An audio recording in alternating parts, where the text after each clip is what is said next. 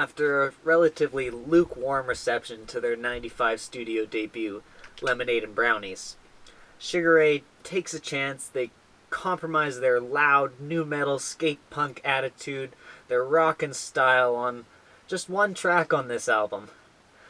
The track Fly. You know it. It was huge. It's the reason this album sold over 2 million copies. But it's a pop reggae song that has completely changed the direction and perception of this band. Here's where it happened. This is their 1997 album, released through Atlantic and Lava Records, Floored. This CD is a decent alt-metal ripper, but it's all undermined by that one simple, flowery, radio-friendly hit. I honestly wouldn't have even tried this album out. I wouldn't buy it at the thrift shop the many times that I did see it, but it was given to me for free in a big, generous donation, so I figured why not give it a try. I put it in expecting sort of a pop rock band with maybe some generic ska reggae influence, but from the very first track I had to double check that I'd put the right CD on. A hard rock track, maybe Marilyn Manson inspired, that features some engine noises and a chorus that's pretty corny, albeit self-aware. I will let you down.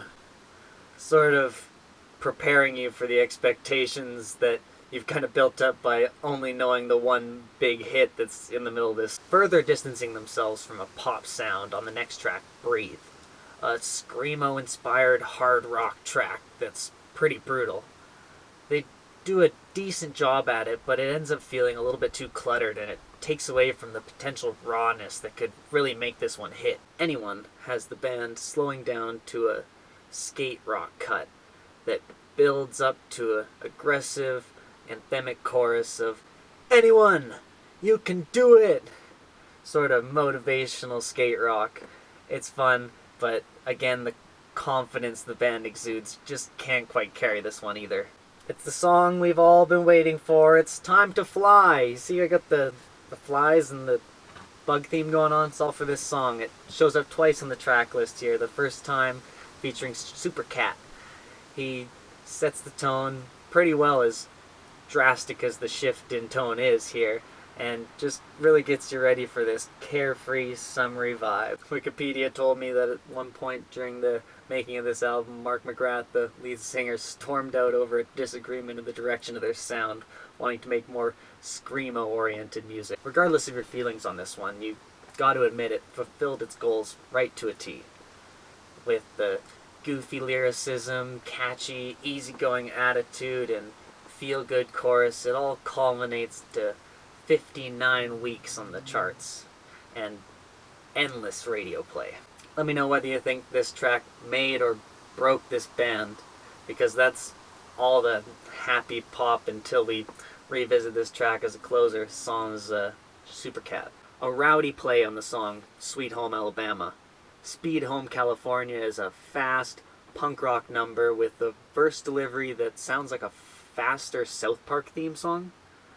A bit jarring for sure, but it's a lot of fun and it doesn't overstay its welcome. High Anxiety has an excellent sort of hip-hoppy backbeat with some spaced out, electronically distorted, looping vocals in the background that give me Gorillaz vibes. It all gets broken up by intense screaming guitars, representative of intense rage and anxiousness that's just boiling under a relatively cool facade.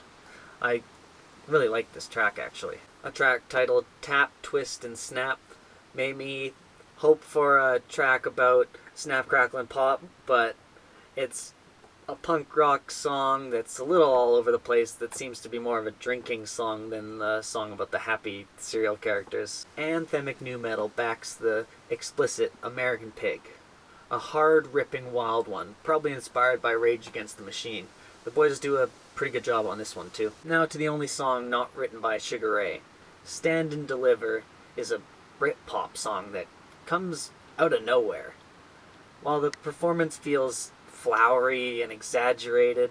Once you get over that strange change, this one's quite enjoyable as well, just in a totally different way. Another quick punk track titled Cash.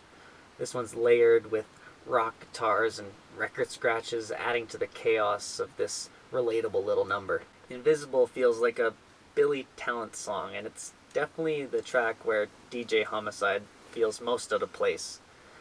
A heavy rock song just simply doesn't need the record scratches or little extra electronic interjections that are at least put in here, because it just is totally not working for me.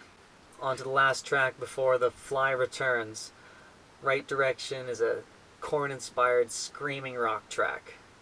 An aggressive plea to point your nobody friends in the right direction. A pretty mixed bag here, with nothing truly awful, but nothing awfully exciting either. Unfortunately for me and the band, this is just a novelty album that represents the gentrification of popular music, taking a strong hold over artists, making them compromise their sound in order to satisfy their labels. Florida's gonna continue to sit on the secondhand shelves and hang out with the rest of those one-hit albums from the 90s. Thank you for watching, everybody. If you're new here, consider subscribing for your weekly dose of random CD madness. More reviews over here. Ow. Take good care, everybody. All around the world, around the world, around the world, around the world, around the world, around the world, around the... Little sneak peek for you.